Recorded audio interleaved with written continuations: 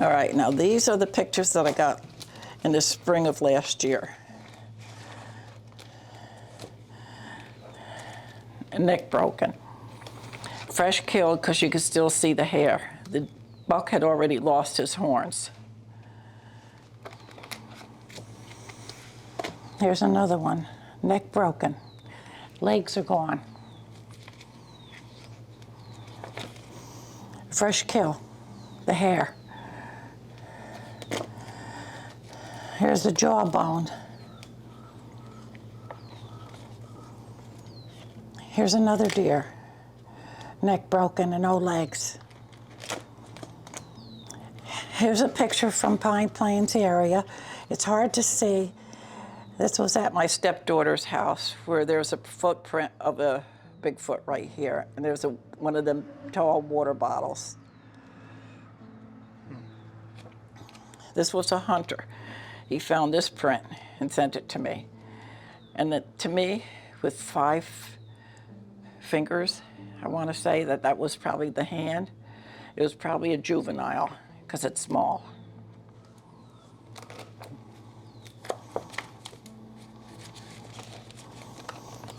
This gal had sent me that she had taken some footprints.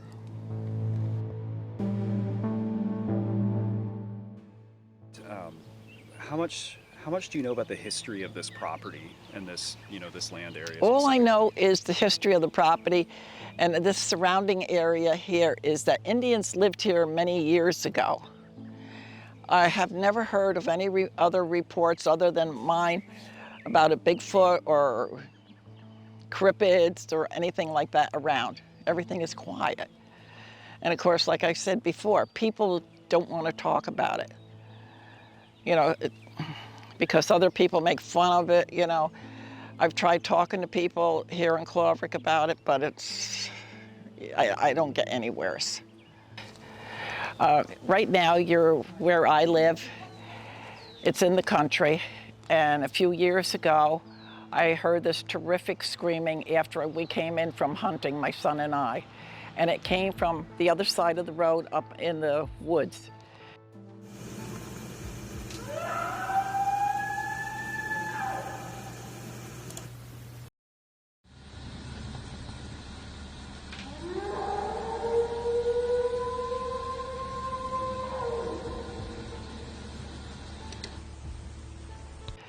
And this went on just about every night for the longest while. And then at one point, I have a camper in the back, my son did rather, and I was back there with him, and I was sitting there and looking into the woods, and all of a sudden I see this head pop up, and it's watching me. It was a juvenile Bigfoot. The ears did not go up, they didn't go out. It was right flat like a human face. And it was watching, and it gradually went down and came back up again and washed, and then it disappeared.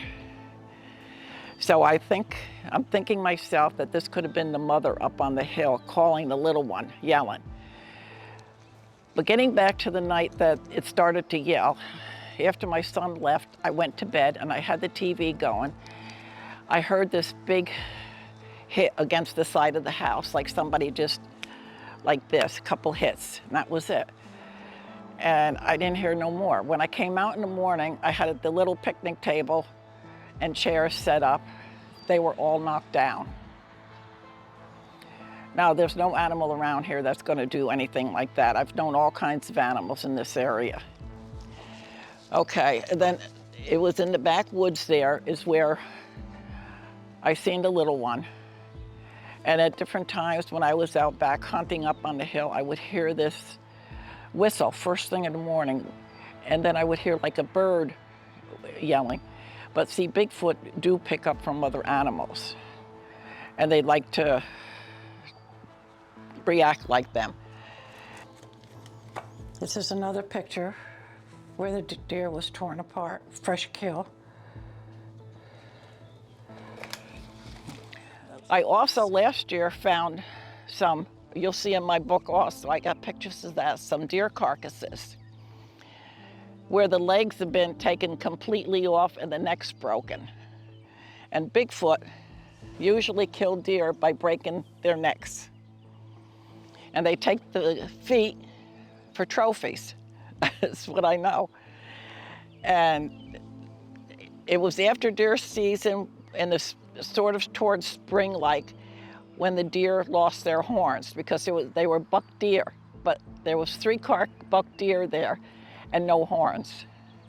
It's hard to keep track of everything. Yeah, I try to write everything down when I see it or hear it. But you pick up on these different things, you know, and it didn't bother me. Like I say, Gail says usually if you put a light on, they get startled, so they'll give off a smell. But it's a sickening, horrible smell. And it had to come from this field because the wind was blowing this way.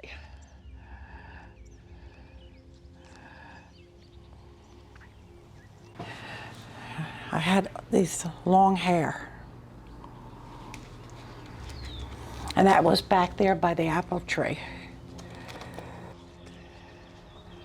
And then I've had acorns thrown at me from up on the hill. I was standing there with my son one day and I said, something's hitting me in the head.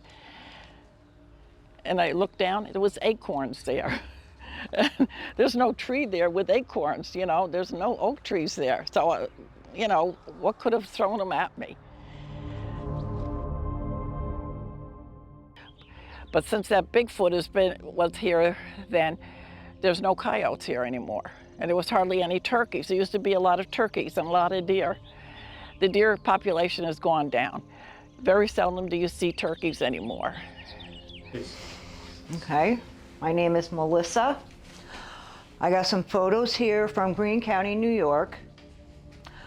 I have pictures on my mom's property over by the road. Here's the legs and the carcasses. A footprint there and a footprint there. And the scats of a Bigfoot. I've had many people get a hold of me in Greene County, Lake Harrow, Freehold, and I have these other pictures also that people had sent to me. And here's some other ones. And there's the dog man.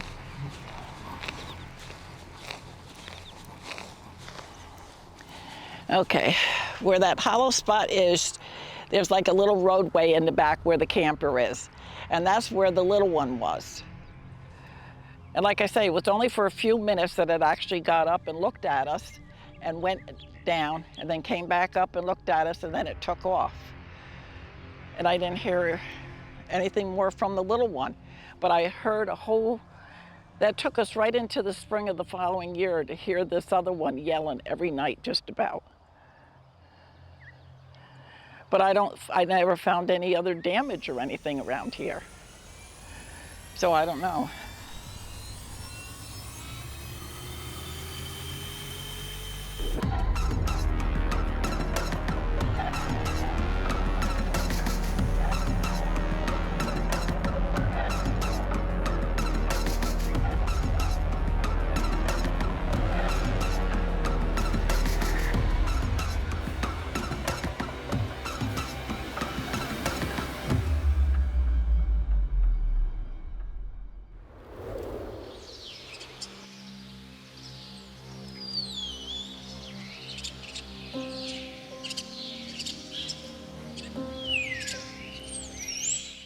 New York's Hudson Valley has a rich historical background.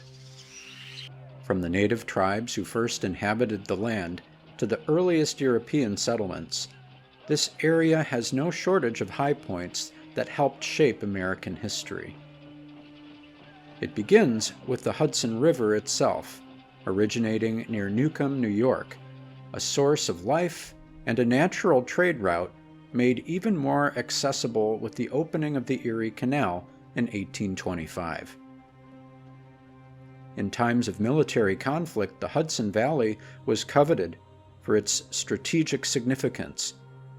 And in times of peace, the valley landscape has inspired some of America's most renowned artists to new heights of creativity. Today, the Hudson Valley is a thriving tourist destination, inviting visitors to sample a vibrant culture in towns and historical sites that keep the past front and center.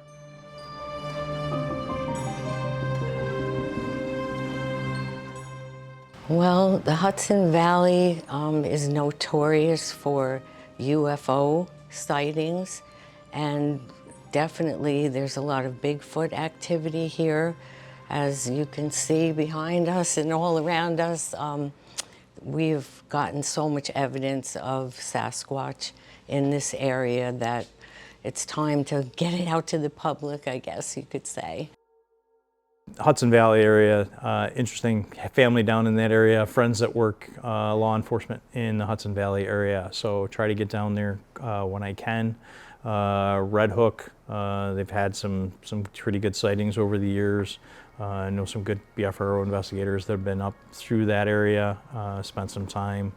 You even have a bunch of UFO sightings as well in that area. You know, you can go from somewhere like Poughkeepsie and then be right out in the woods, you know, up in the Tivoli area. And you go from big city to rural, so there's plenty of areas, plenty of water, animals, wildlife there moving through if you get off the main highways. Well, I think the Hudson Valley is really well known as a UFO flap and UFO circles, not to go on a different track, but also a history of Bigfoot. And I'm not saying they're connected at all, but we run an investigation in Red Hook, New York, that's in Hudson Valley, and we've seen some pretty strange lights, me and the homeowner, and he's had both. He's had UFO encounters and Bigfoot encounters. We were there in the winter, I want to say 8 years ago, it was a long time ago. But we had we were standing facing the house, and we're in the pitch dark. So we're looking at the house, and all of a sudden the house was lit up like it was a giant floodlight on it, you know, from behind us. So we were all looking behind us, you know, a truck coming through the field, what's going on, why is this house all lit up? And we look back and there's nothing, it's just pitch dark that way. And then it just shimmered, and then it just slid up the side of the house and into the sky going, not Bigfoot related, but it's odd that the week before we were there was Bigfoot activity. So to me, that's my Hudson Valley experience. Well, the Hudson River Valley and, you know, the Kinderhook region, that you get down into Wallachia and Chatham, and you get down into the legend of Sleepy Hollow and those areas. So there's a rich traditional history here that is documented, well documented, whether you're talking about Washington Irving's tales or other literary works. But there's a hidden history here as well of paranormal phenomena and famous hauntings and all sorts of cryptozoological enigmas that have endured for years. But they were sort of the hidden history, and now that's sort of emerged. Some of the earliest settlements in this area were primarily Dutch, the remnants of which are seen in the names of local towns, such as Kinderhook, which translates as Children's Corner. Those settlers brought their own stories, which integrated with the lore of the local indigenous peoples, such as those from the Mohican tribe. In each case, the stories communicate what were contemporary concerns. Stories of the ghost imps in the Hudson Highlands, for example, were rooted in the dangers of the Atlantic Ocean, blended with native stories about the Manitou, a godlike figure. Numerous tales have been told of prominent ghosts haunting battlefields from Revolutionary War times. And then, of course, there's the Headless Horseman, springing from the imagination of local author Washington Irving, that may have been based on the burial of a headless soldier in real-life Sleepy Hollow. Irving described the region as having a drowsy, dreamy influence, a phrase that describes well the hazy blend of fact and fiction in the shared stories of the Hudson Valley. When Samuel D. Champlain was traveling up or down the St. Lawrence River, he had got in contact with the Micmac Indians, and they had talked about stories of the Gogoo, which meant hairy man-beast. So that was one story. There was another account of Robert's Rangers in the 1750s. Now, Robert's Rangers is the military, the Revolutionary British contingent that the United States Army formed their Rangers on. And one of their reports in the 1750s spoke about a group of bears throwing rocks at them. And we all know bears can't throw rocks. Yeah, well, I know there were a lot of Native American tribes here, and actually the property we're on right now had Native Americans. So I don't know, I think that each tribe has a different name for the Sasquatch. I have a whole list I should have brought, but I didn't. But yeah, the indigenous people, some tribes believed that the Bigfoot were their elder brothers, and other tribes feared them.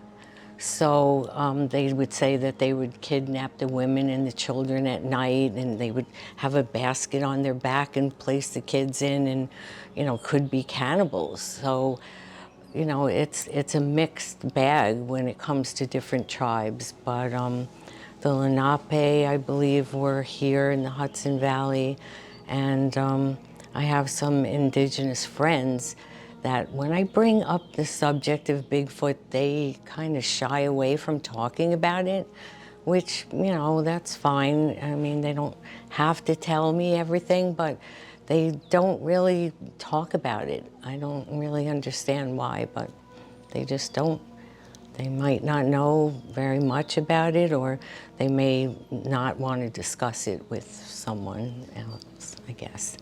I mean, there's a lot of stuff. You have a lot of commerce through that area, you know, trails, the waterways. I mean, it's a great area, but not specifically to any historic Bigfoot reported stuff. You know, in the 1970s, again, more UFO stuff, and I'm not really a UFO person, but that was recounted, you know, to me of a friend driving with his mother and observing something on a Taconic, you know, and he busts my chops about Bigfoot, and I give him a hard time about UFOs, but, you know, we have more evidence on that right now, so.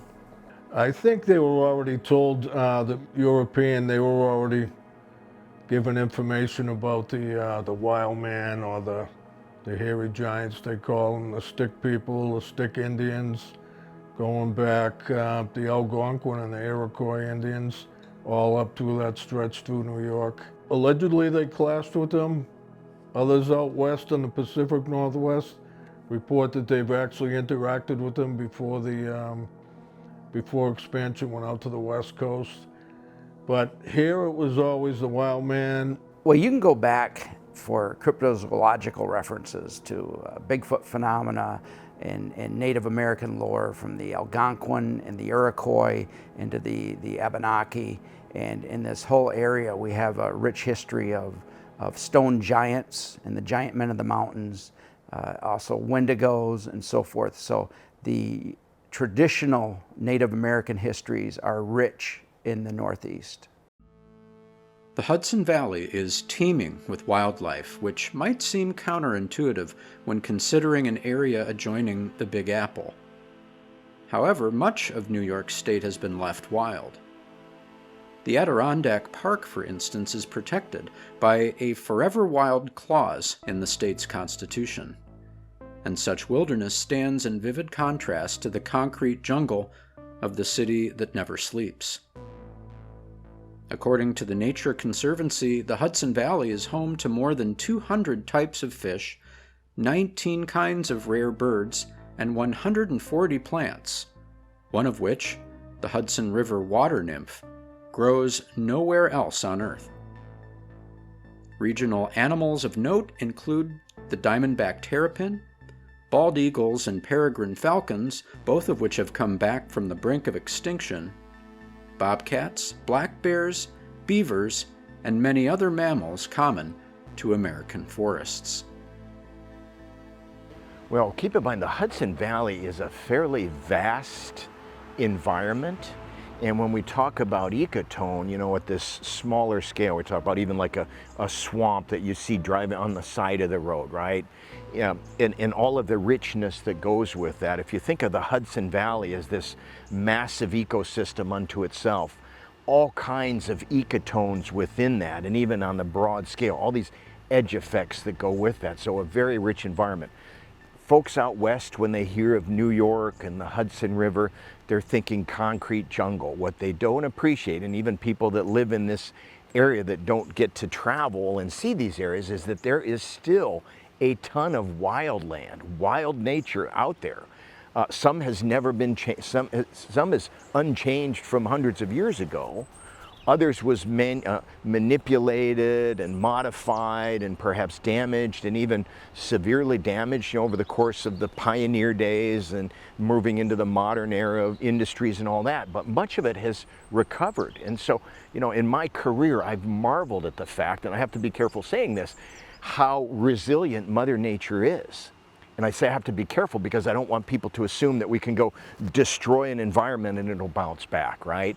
But where we have damaged and even severely destroyed or almost destroyed environments, if we can back away and leave it alone and let nature unfold, it often recovers in a beautiful way. And so much of the Hudson Valley is still very pristine. Parts that have been damaged have returned and recovered to being pristine. Wild habitats there, incredible diversity of wildlife. Many species that used to be there that were extirpated have come back. We've got peregrine falcons and things like that. So hopefully someday mountain lions as well that used to roam that area. Hopefully one day we'll have them returning. So yeah, still a great, great habitat. Same with the Connecticut River Valley for that matter, much of the Connecticut River Valley in Connecticut. Moose are not very prevalent in New York State. They're very small populations, and they occasionally will make guest appearances in counties here and there, but not on a frequent basis. If you get down to the area of Troy, I've talked to law enforcement folks down there, and they occasionally get a moose they'll pop in. So that's kind of at that edge of the Adirondack State Park and what would be considered the Hudson Valley. So. Definitely, I saw a mountain lion when I was deer hunting up on Stissing Mountain behind my house, and it was the same area where I had my Bigfoot encounter. And what else? We have everything, deer, you know, beaver, muskrat, so many things that the Bigfoot could, you know, potentially use as a food source. So, you know, snakes, turtles, we have otter on our pond, a lot of different wildlife. When people hear New York, they think of New York City. And here we are in the beautiful country, and there's horse farms, cows, you know, cornfields, and everything that they could want to eat. A lot of tons of lakes in the Hudson Valley. New York is really known for having thousands of lakes. So it's very, lot of water. A lot of the same animals I think you're gonna find around here in Mass, Vermont, New England. And you know, for just the ruralness of that region, you could look back at the escape of the prisoners a few years ago in the Dannemora area. And you know, they were on the loose for several days. And what really caught them was their own mistakes. As far as the hunting techniques, helicopters, infrared, all that posting online and putting up flyers, and none of that really worked. But it was their own mistakes that did them in. So it shows how rough and how rugged that area is.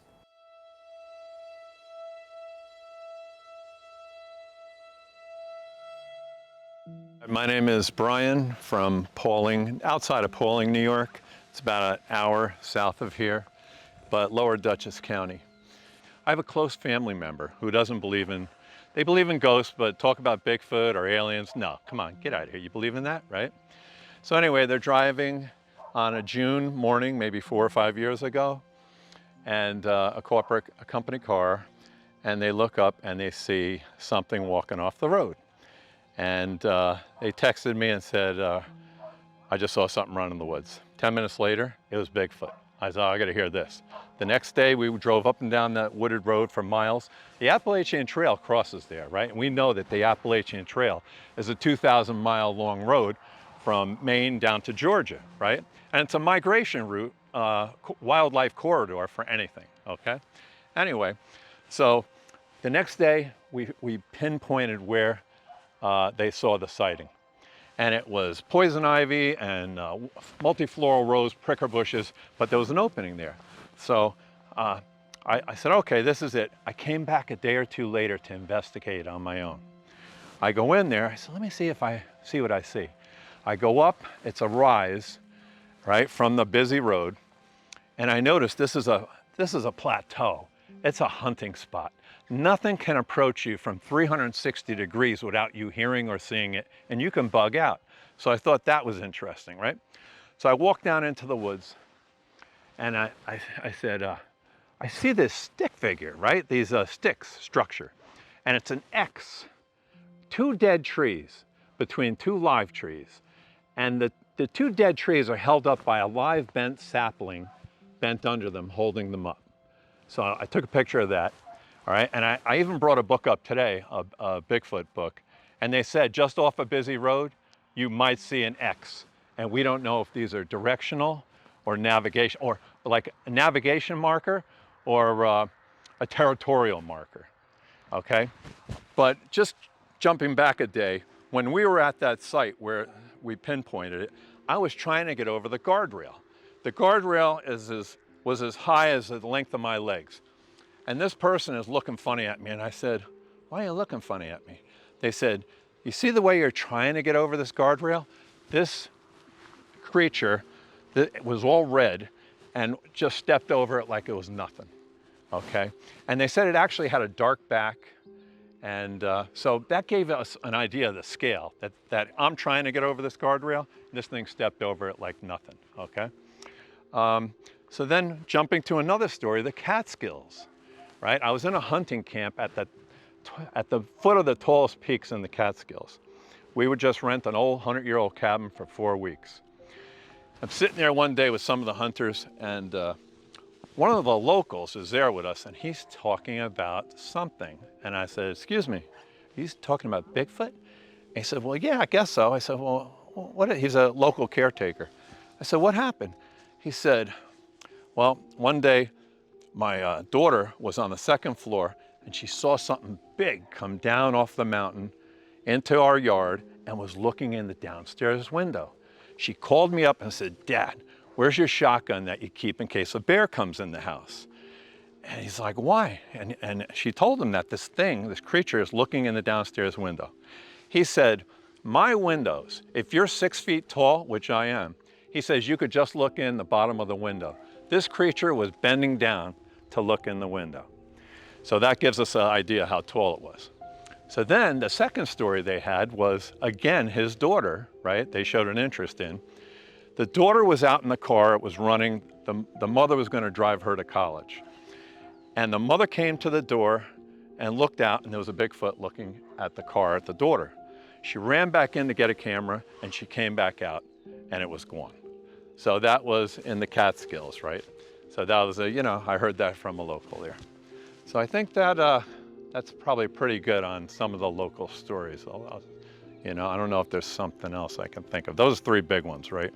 The property here, and we've been on other investigations, right? And there's been other stuff. So, and I'll just say this, right? I don't know if you still got something rolling.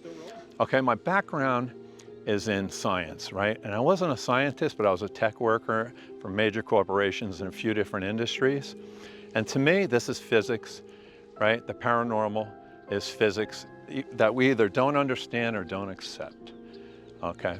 So, and when you think about life, right? When you look at all different life forms that are on the earth, this whole experience of living, what do you get, 100 years, more or less, right? We're microscopic beginning, and we grow, we inflate, and then we run around for maybe 100 years if we're lucky.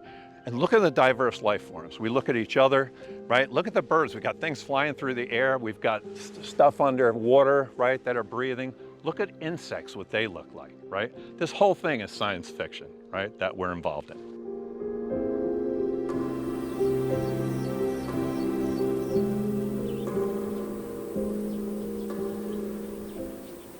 There have been multiple Bigfoot sightings within the Hudson Valley throughout time, ranging from the late 1800s to the present day.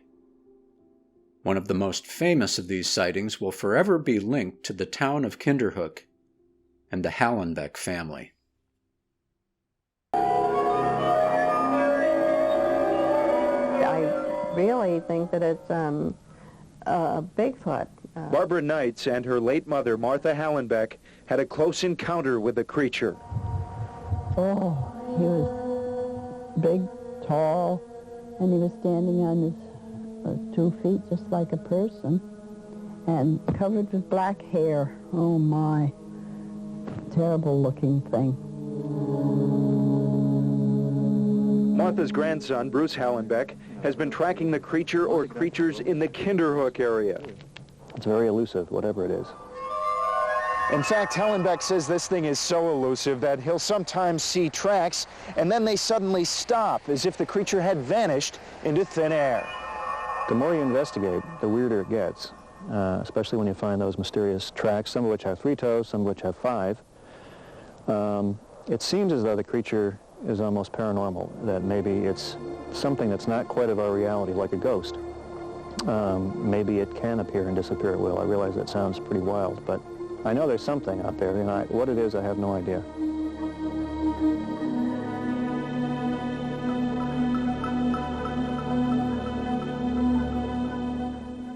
Well, obviously, in the mid-'80s in the Hudson Valley was the Kinderhook Creature flap. There were massive amounts of sightings of a hairy biped, being, the same description as a Bigfoot or a Sasquatch would be. It was so prevalent. Of course, there's the story with Bruce Hallenbeck and his grandmother and her sightings and some of his experiments he did. Putting food out on a top of he took the top off a bird feeder and put some food out there, and there was some very interesting things that went on there. If you were to go down into the Kinderhook, Volusia, Chatham region, you'll see a rich history. In fact, the original dubbing of the phrase, the Kinderhook Creature, was done by Barney Fowler, who was a Times-Union reporter and columnist. And he wrote about the Kinderhook Creature based on Bruce Hallenbeck's grandmother, Martha Hallenbeck, and her sighting in the late 70s, where she's looking out her kitchen window and she sees what she thinks is a bear, or a bear-like creature, curled up in the fetal position on her lawn. And then she saw it stand up and walk away. And that became the birth of the Kinderhook Creature. Would you say Bigfoot has made significant appearances in the Hudson Valley area? Yes. I've been doing this for about almost 14 years, like actively investigating. And during that time, like now that I'm more known locally, I have probably over 200 reports from people, and not everyone's in the Hudson Valley.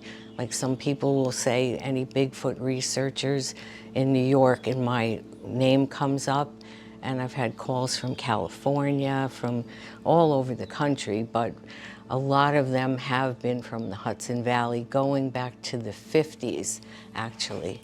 So I know there's quite a few groups that are working down that one. Again, like I said, the Red Hook area, I know just had some historical stuff. When I first started getting into this, I drove the area, took a look.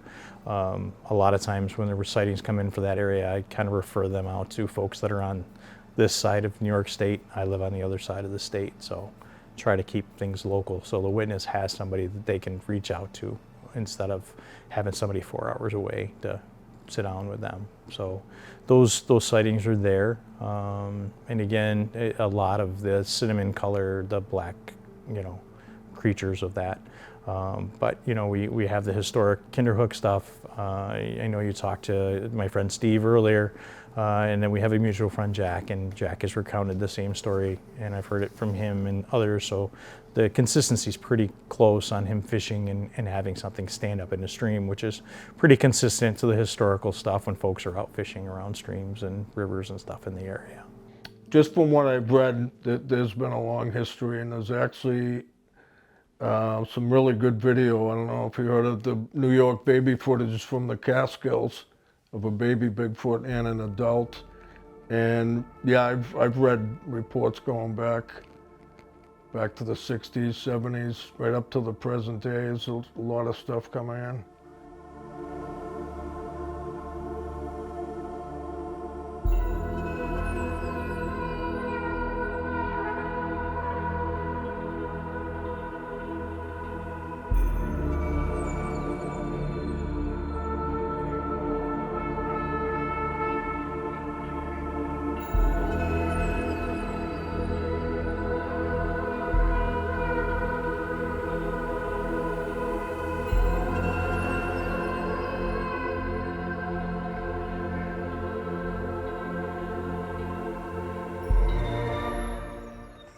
It always amazed me, and I'll give you a couple of good stories that back in maybe the early 2000s, when I'd only been doing this for about 5 or 6 or 7 years, I had gotten talking with a friend of mine, an old school friend, and I was like, he was like, oh yeah, you're into the Bigfoot thing, I see. I'm like, yeah, I am. And he goes, you know, my father, well, he lives down in Kinderhook, and he was driving in his driveway one day, and he saw one standing in his driveway, and it ran into the wood line. And I'm like, wow, that's really, you know, what a coincidence. I go, was that in the 80s? Yeah, it was in the 80s. So then here we fast forward 10 years later, and I actually, one of the people on a very well-respected researcher on my paranormal team, when I was doing when I had a paranormal team, was telling me, yeah, he goes, you know, I had a real strange experience. You know, I saw something hairy and upright. You know, I was fishing on, you know, in the Kinderhook Creek in Valatia, which is just south of Kinderhook. And you know, all that whole area is all very rural. And I'm like, I look at him, I go, was that in the 80s? He goes, yeah, and it was about 86, 87. Well, that makes a lot of sense because, actually I think it was 83 or 84, but whatever it was in the 80s. It was the same time this whole Kinderhook Creature flap was. And for so many years he had denied that he had seen a Bigfoot. And then finally he looks at me seriously, he goes, I saw one, didn't I? You know, I think so. So, you know, you have those incredible experiences with people, but that area, it's amazing how many people have had experiences. It's kind of the equivalent, you know, to Whitehall. But Whitehall's always been consistent, but Kinderhook, just for that small period of time, for whatever reason. Now, what people don't know is that Kinderhook is, you know, in northern Columbia County, which butts up against southern Rensselaer County in New York State. And southern Rensselaer County has had a number of Bigfoot sightings as well in the communities of Averill Park, Petersburg, Grafton, you know, the Pitchtown State Forest.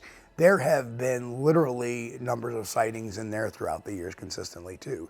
So you have this amazing consistency with the northern part of Columbia County and the southern part of Rensselaer County.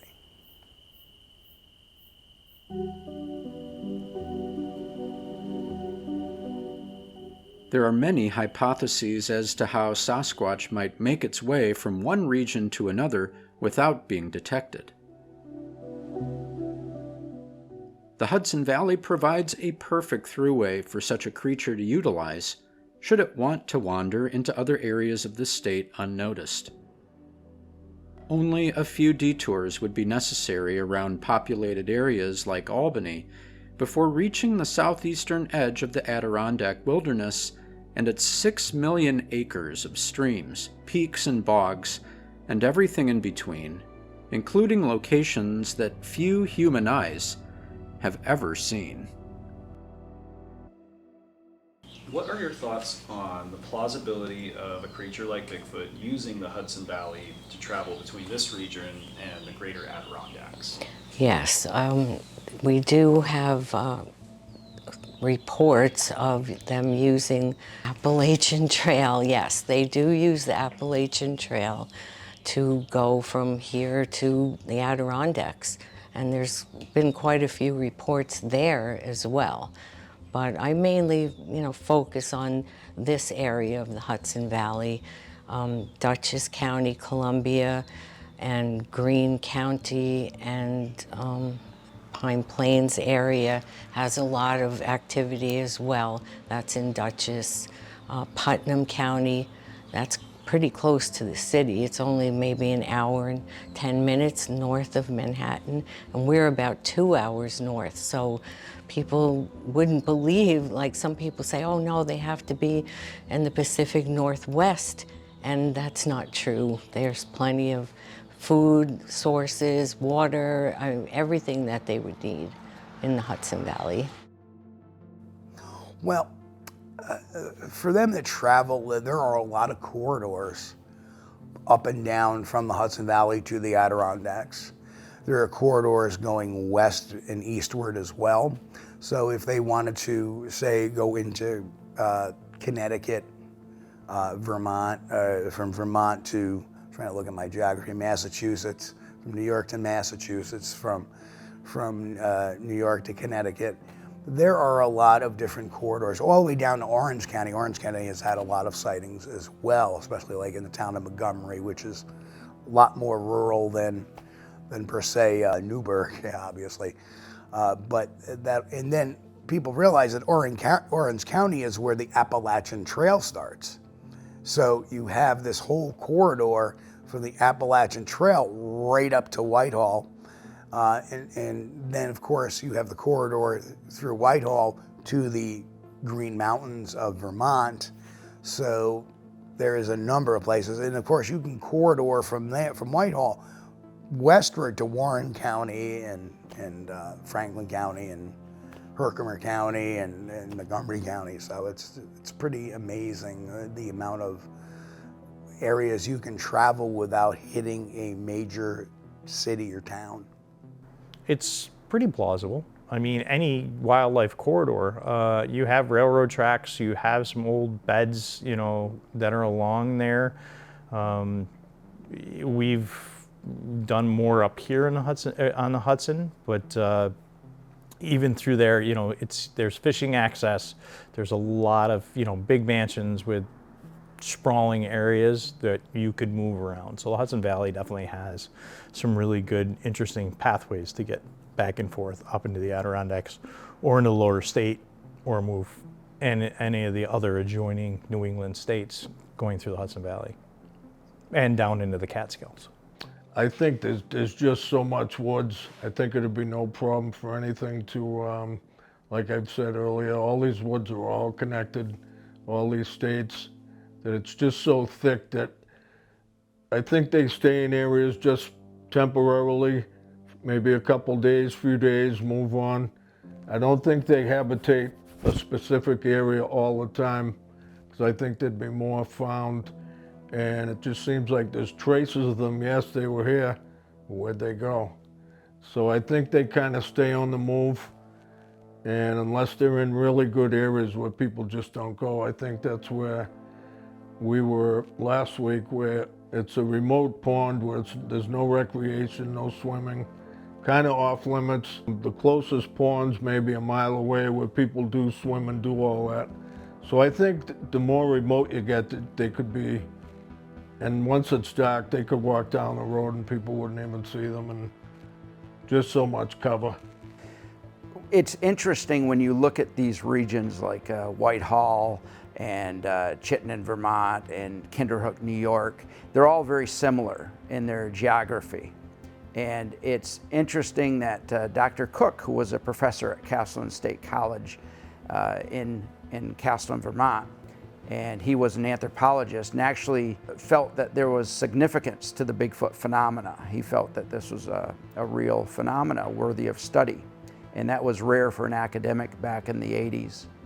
And he he felt that there may be migration patterns because of the similarities of the times of year of many of the sightings. Now, you could have a sighting in the Whitehall or Kinderhook area any month of the year, but it seems like August, September, and October are the prime months. So it would seem like those are the times, if you're going to go looking, that's your best chance.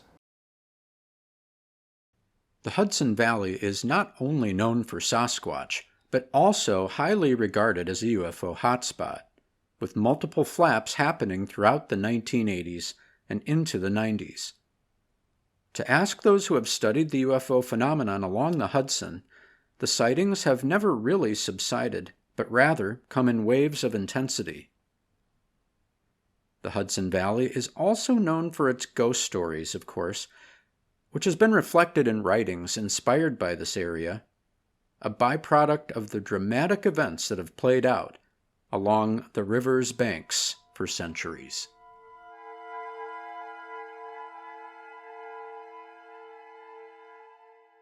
What are some of the other unexplained phenomena encountered in this area, like just other strange things outside the Bigfoot? Yes, well, we've encountered like different creatures. I have some video and pictures of different things that, like the dog man, we found tracks of him. We have a video with him standing there in front of a mother Bigfoot and two young ones, and he was in front of her on the trail watching us as we were filming with our camera glasses on, and we didn't see any of this while we were filming, but when we get home we put the clip in, or the chip, and we go frame by frame because we heard them breaking sticks and we knew that they were in this area, a whole clan of Bigfoot, but we didn't expect to find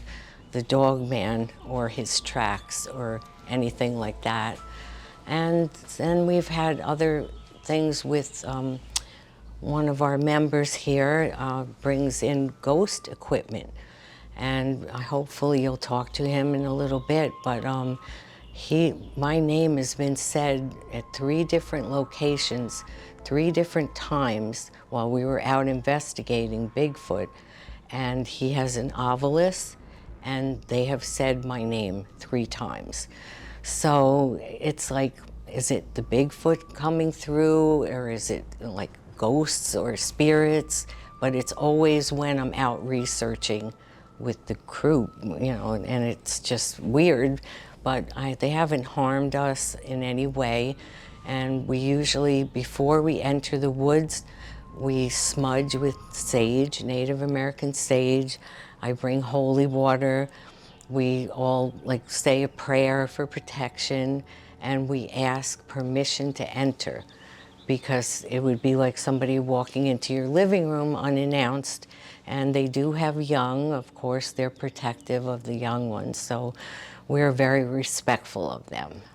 Well, there was a rather large UFO or UAP flap going on in the, actually it's always been ongoing from the 80s to 90s. There was never really any intermingling between the two phenomenon, but the late Dr. J. Allen Hynek had written a book, The Hudson Valley UFO Sightings, talking about these big the UFOs that were seen in that area were the triangular type, which, all right, we gotta understand that back then we were testing a lot of stealth technology.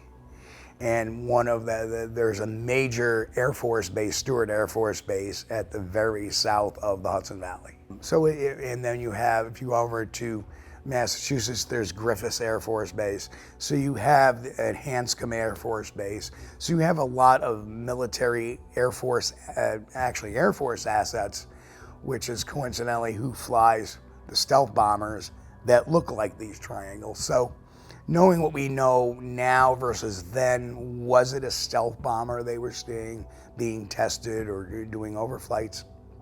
Potentially, yes. But So again, it recounted to me through a buddy of mine having a sighting, in the 70s, driving with his mother in the car and stuff like that. And there's been quite a few flaps, again, related to me by other investigators, nothing I have besides my buddy's sighting that's direct. And again, I haven't seen any real good physical evidence of things, but this was somebody that really related that he had seen something in that area at the time. So, well, it's well known for UFO activity. In fact, there's a famous video of on the Weather Channel, and I think Albany, and in the backdrop, a nice scenery of the mountains. There's a UFO. There's just so much. If you heard of Whitley Strieber's book, The Abductions, a lot of abductions in the Hudson Valley. The Hudson Valley, just like the whole Northeast, you have all sorts of phenomena going on, whether it be UFO, cryptozoological in terms of you have lake monsters, you have Lake Champlain monster Champ, you have Lake Memphremagog, you have a slew of lake monster reports in the northern latitudes. You also have the Bigfoot phenomena, the Sasquatch phenomena, the stone giants that were reported in the Native American times.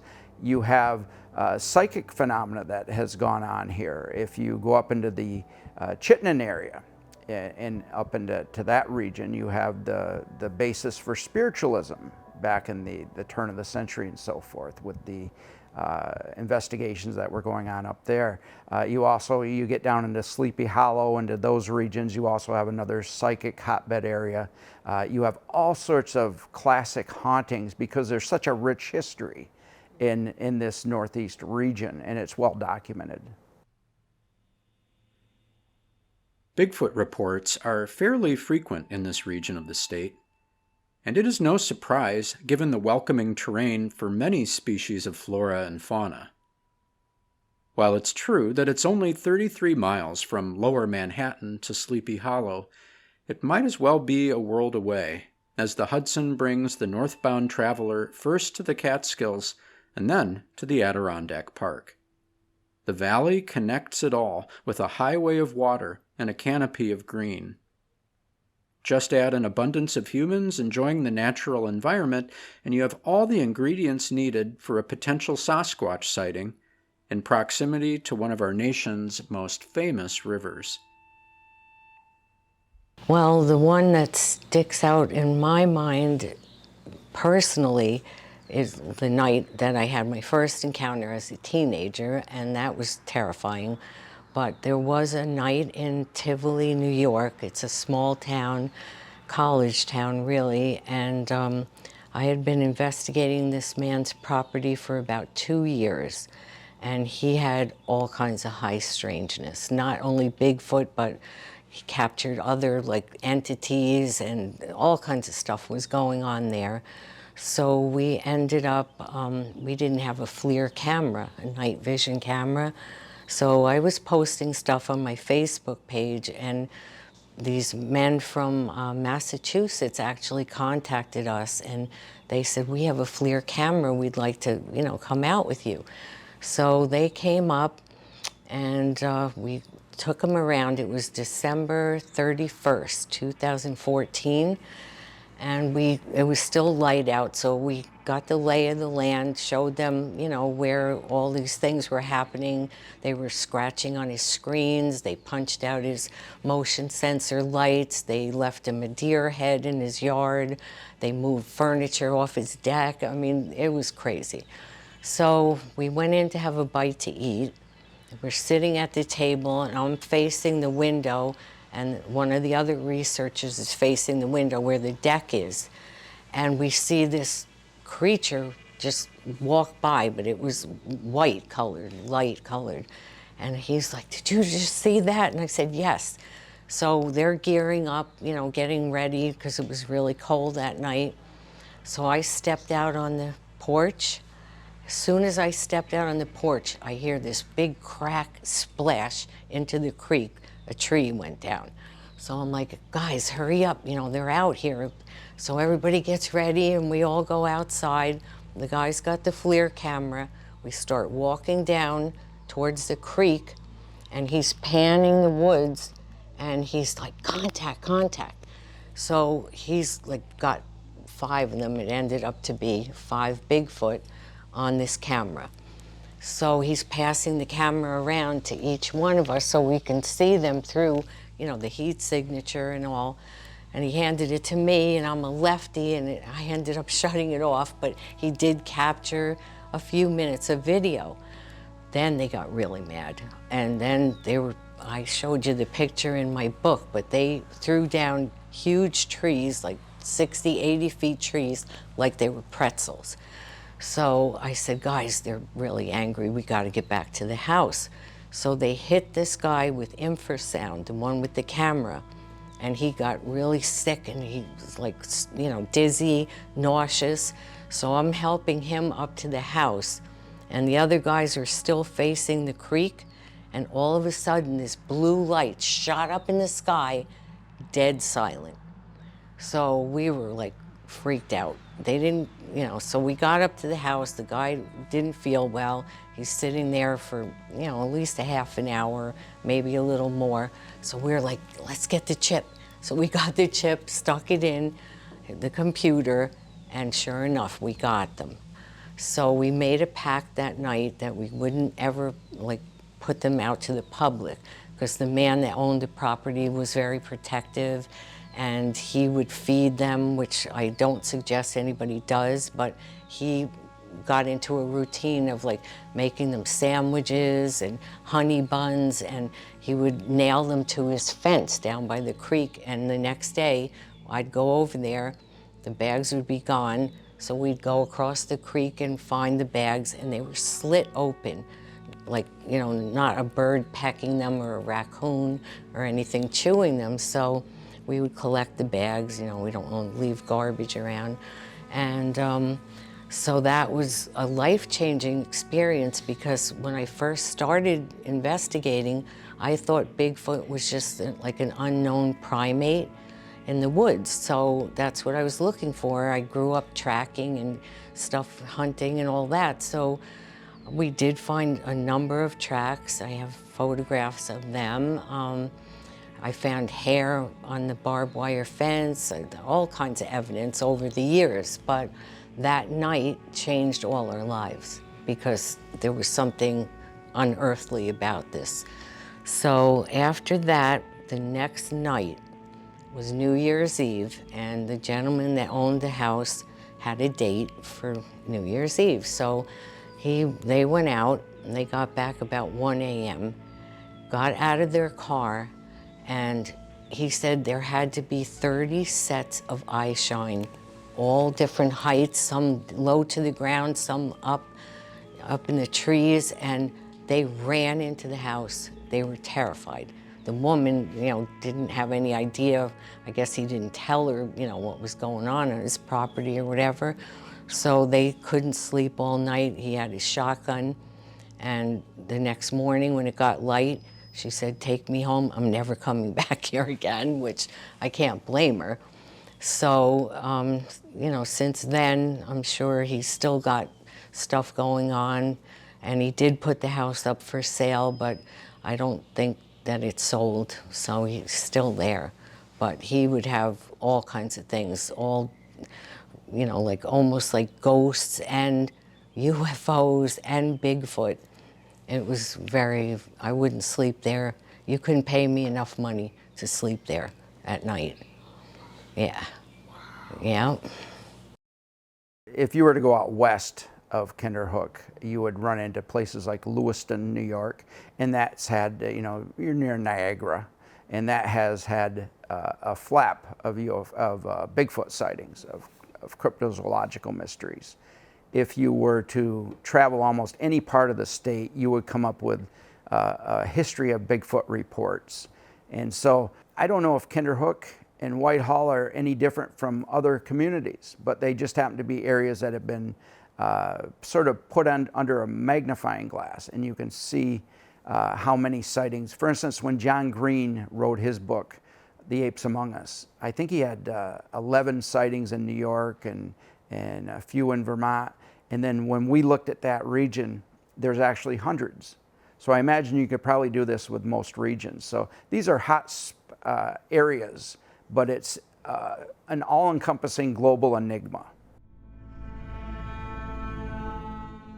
In his classic story, Rip Van Winkle, Washington Irving says of his main character, he saw at a distance the lordly Hudson, far, far below him, moving on its silent but majestic course.